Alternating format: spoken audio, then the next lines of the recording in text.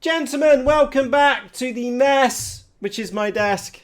And today is a very special day because I've been eagerly awaiting Mr. DPD to come and deliver today's delivery. And in this packet is an EagleTree Vector.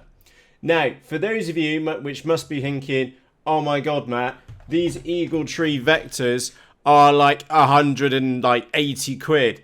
What possessed you to buy one of these? Now, I was thinking about this last night because I only ordered this yesterday from a company called RC Log. And the easiest way which I can explain this to you is to insert a video clip from Fast and Furious. So I'm going to pop that in right now.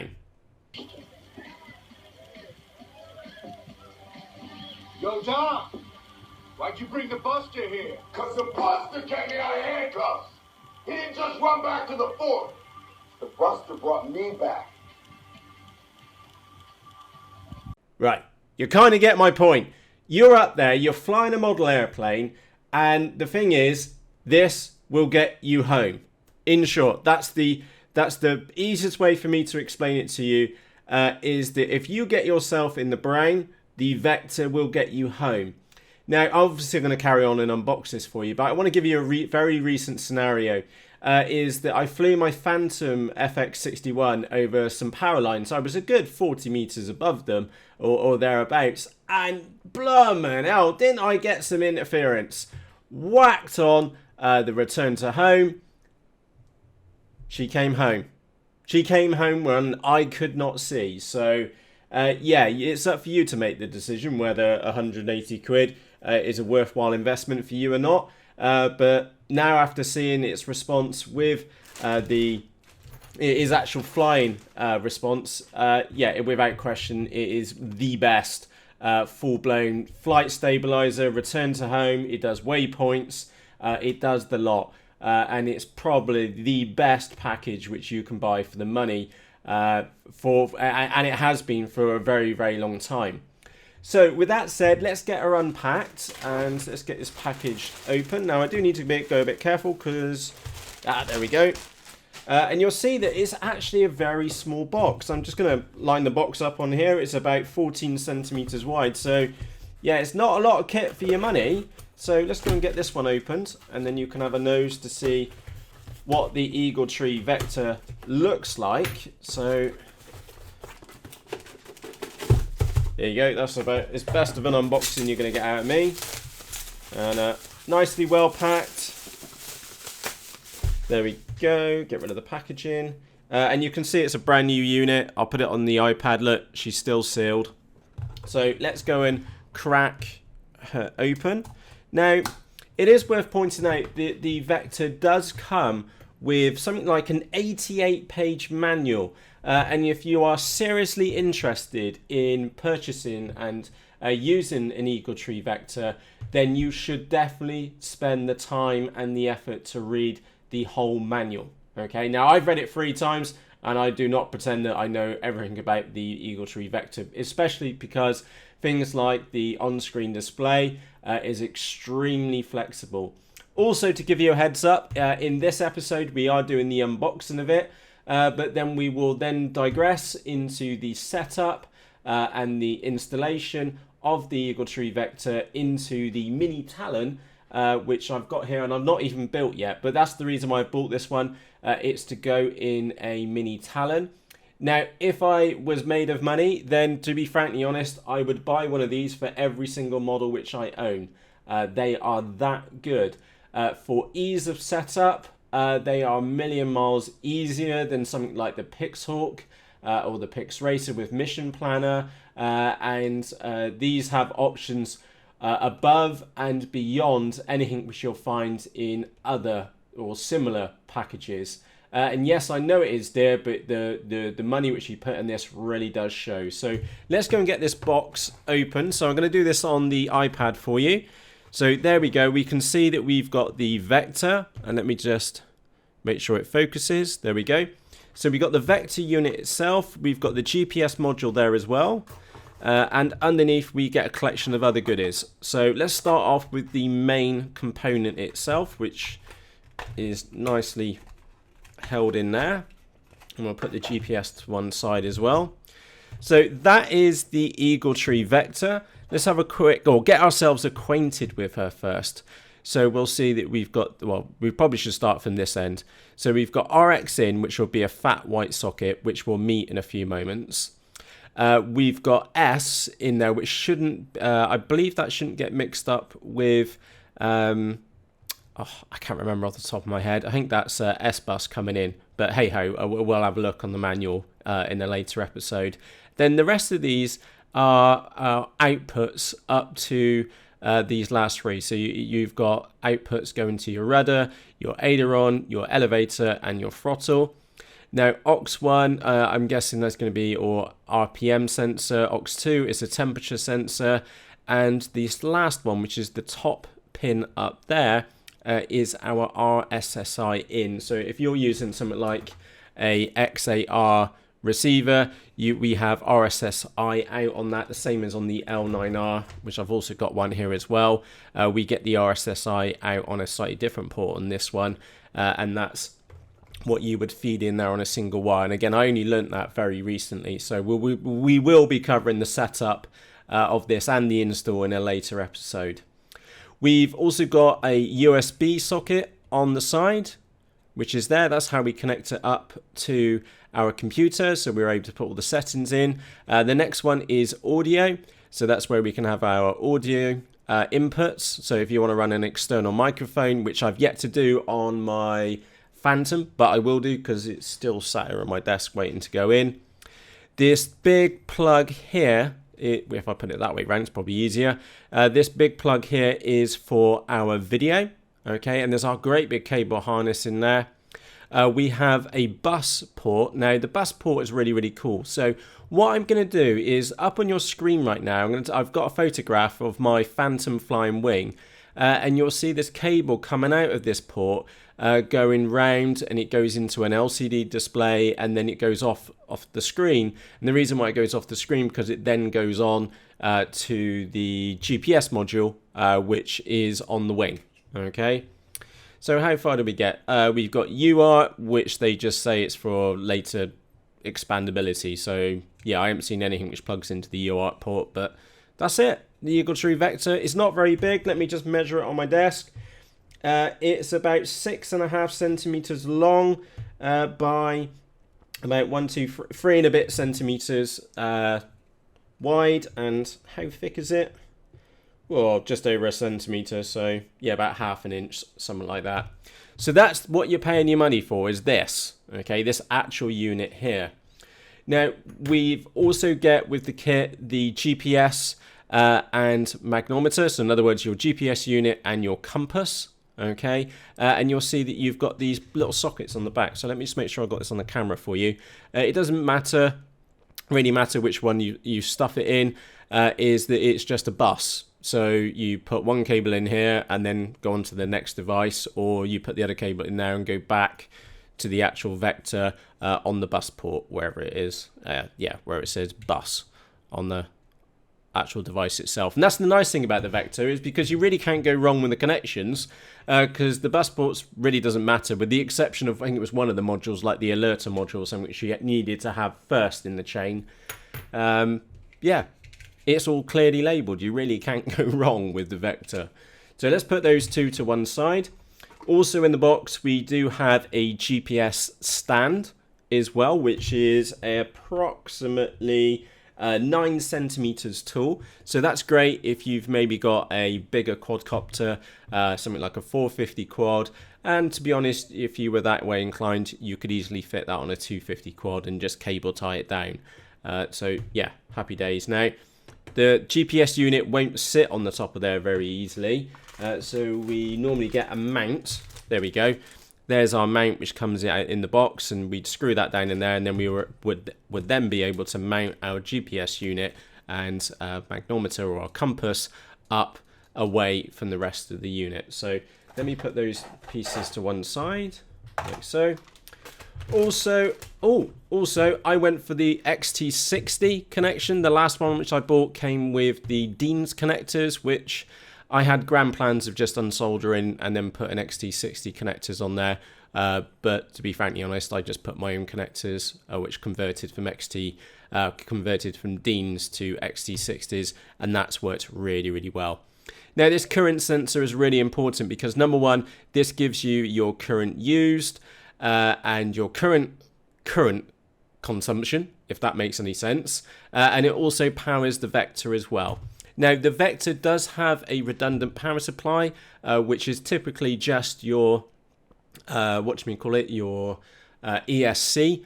Okay, so yeah, the Vector gets power from two places. So if this one craps out, then you're still likely to get power from your ESC. So yeah, pretty cool. And again, nice big fat plug. Go on the bottom. You really can't mess up the plugs on the Vector because they only really fit in one hole. And the ones which are uniform, which can go in multiple sockets, the bus one there, is that it really doesn't matter to a degree which order that you put them in. So let's have a look at the cables now. So let's get this one undone. Brilliant. And like I said, you really can't go wrong with the wiring loom on the Vector, because, and again, I'll switch to the other camera for this, because they only really fit in one socket. So that plug won't fit in any of the sockets on the Vector, so that needs to go somewhere else, and that somewhere else is on the bottom of our current sensor. So just make sure I've got these pins up the right way around, which I do. Push that in. Yeah, nice, good, solid feel to the connector.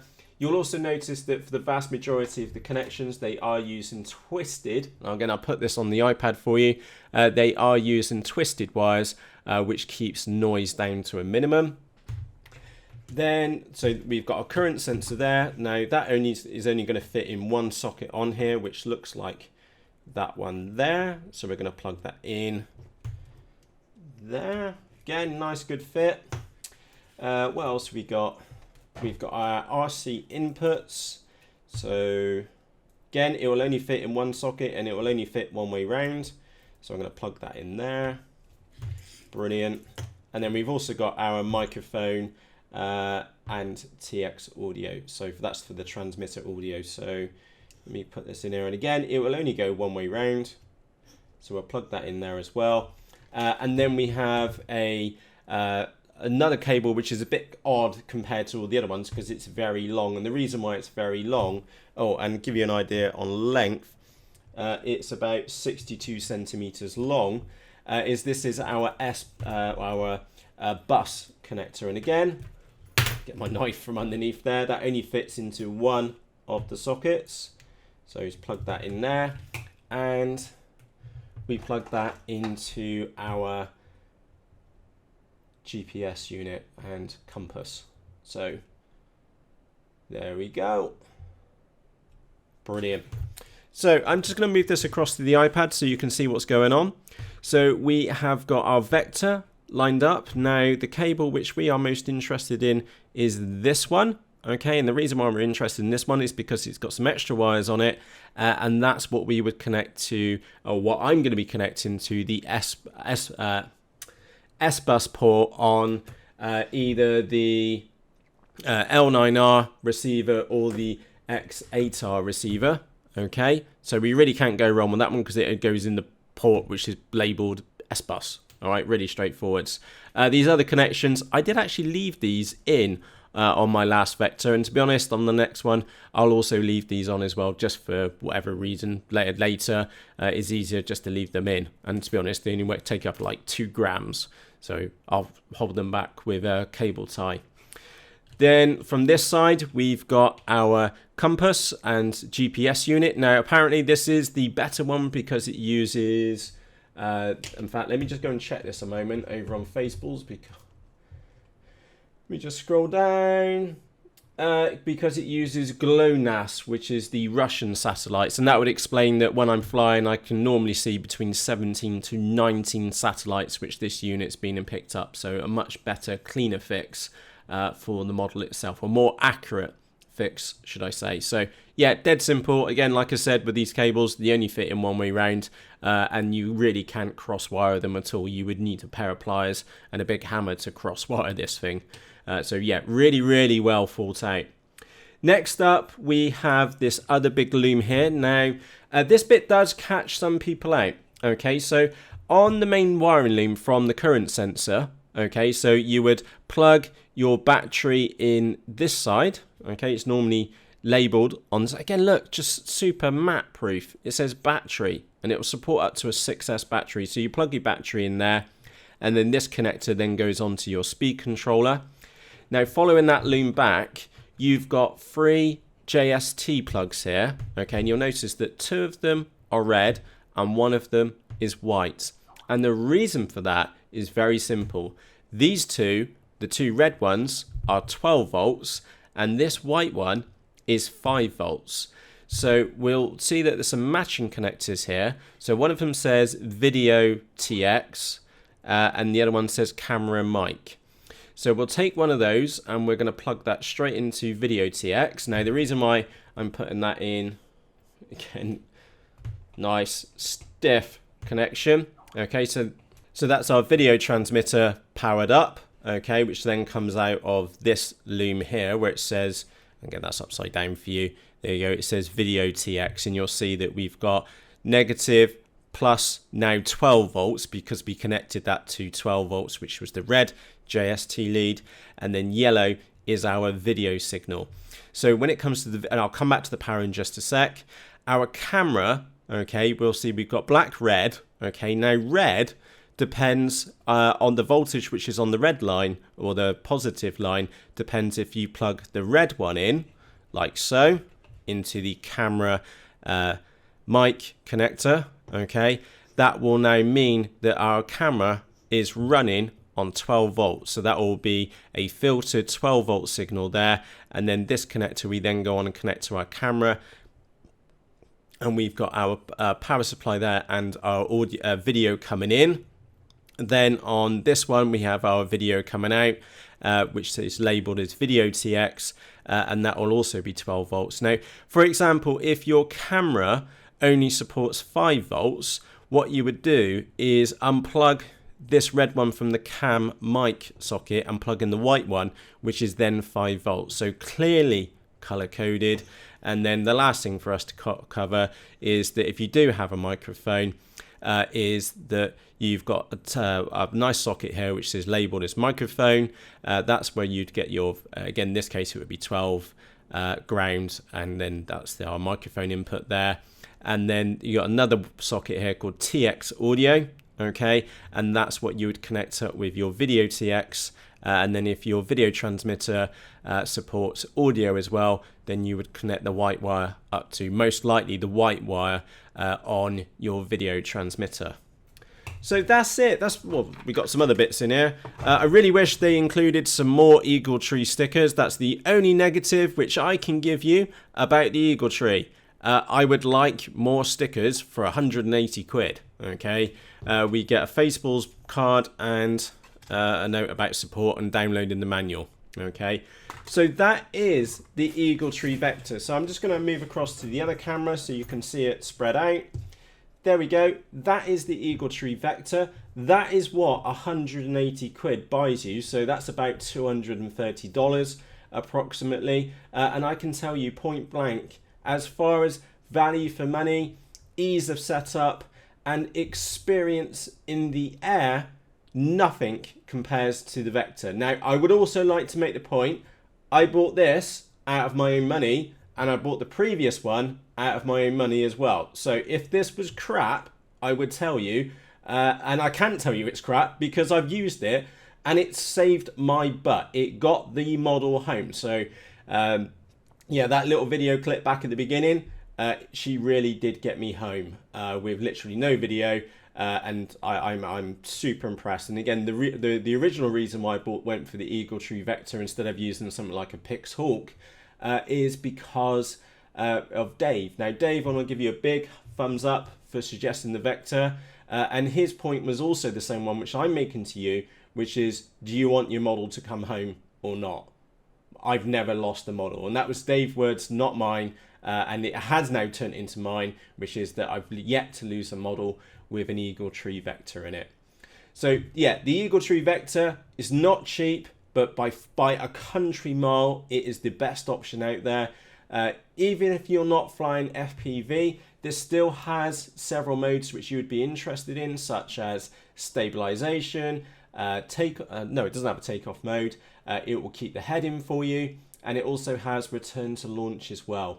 So yeah, like I said, if I was made of money, I'd have one of these in every single model because they are that good. If you're going to be doing FPV, then these things are absolutely insane. And the reason why they're insane is because you can configure everything about the EagleTree Vector from your transmitter. You literally just double click your mode switch on your transmitter, and I'll show you how to set this up in a later episode.